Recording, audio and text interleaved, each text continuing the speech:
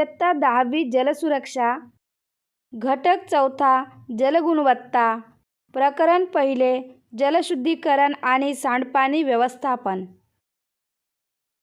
तुम्हाला पिण्यासाठी पाणी कोठून मिळते, कसे? पावसाचे पाणी काही खोलगट भागात साचते, त्यापासून तलाव तयार होतात. नदीचे वाहणारे पाणी भिंत बांधून अडवले जाते, त्याला धरण म्हणतात. पाऊस नसतो तेव्हा धरणाचे पाणी वापरता येते. पावसाचे काही पाणी जमिनीत मुरते. हे पाणी काढण्यासाठी विहीर खोदली जाते. हातपंप किंवा कूपनलिका वापरूनही हे पाणी वर काढले जाते. जमिनीतील पाणी काही ठिकाणी झऱ्यांमधूनही बाहेर पडते. या सर्व पाण्याचा वापर पिण्यासाठी होतो. पिण्याचे पाणी आणि नदीचे पाणी यातील फरक काय आहे? पिण्याच्या पाण्यात भौतिक व रासायनिक पदार्थांचे प्रमाण मर्यादित असून त्याचा रंग, वास व स्वच्छता चांगली असते. नदीचे पाणी गढूळ दिसते कारण त्या पाण्यात माती, कचरा यासारखे अन्य घटक मिसळतात. त्यामुळे पाण्याची स्वच्छता, स्पष्टता व पारदर्शकता कमी होते. जलशुद्धीकरण प्रक्रिया न केलेले नदीचे पाणी पिण्यास योग्य नसते, असे का म्हटले जाते? जलशुद्धीकरण प्रक्रिया न केलेल्या नदीच्या पाण्यामध्ये भौतिक व रासायनिक पदार्थांचे प्रमाण ठराविक मात्रेपेक्षा कमी जास्त असते. पाण्याची चव, रंग, गंध व स्वच्छता चांगली नसते. यामुळे ते पाणी पिण्यास योग्य नसते, असे म्हटले जाते. तुमच्या घरात पाणी शुद्ध करणारी कोणती साधने आहेत, त्याचे वर्णन लिहा. मी माझ्या घरात पाणी शुद्ध करण्यासाठी कॅडल फिल्टर वापरते.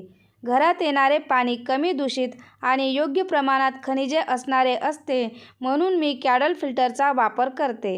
यात एकमेकांवर ठेवलेली भांडी असतात. वरच्या भांड्याच्या तळाला फिल्टर कांड्या बसवलेल्या असतात.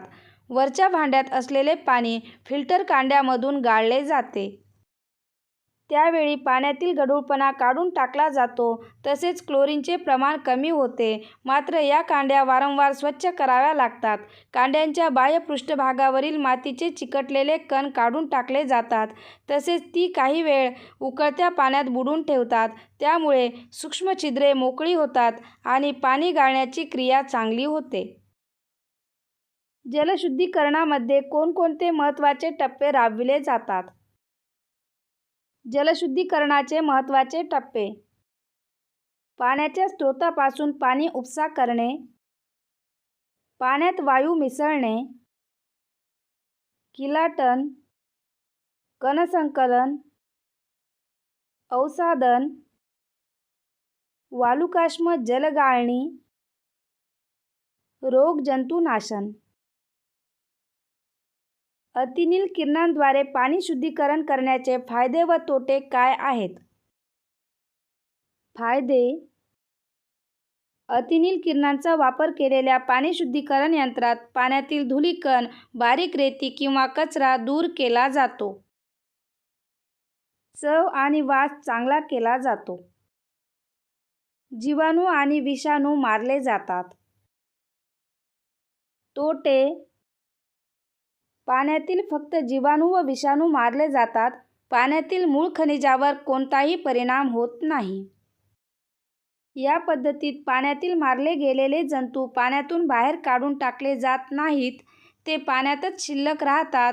ते जंतू पुन्हा सक्रिय होण्याची शक्यता असते.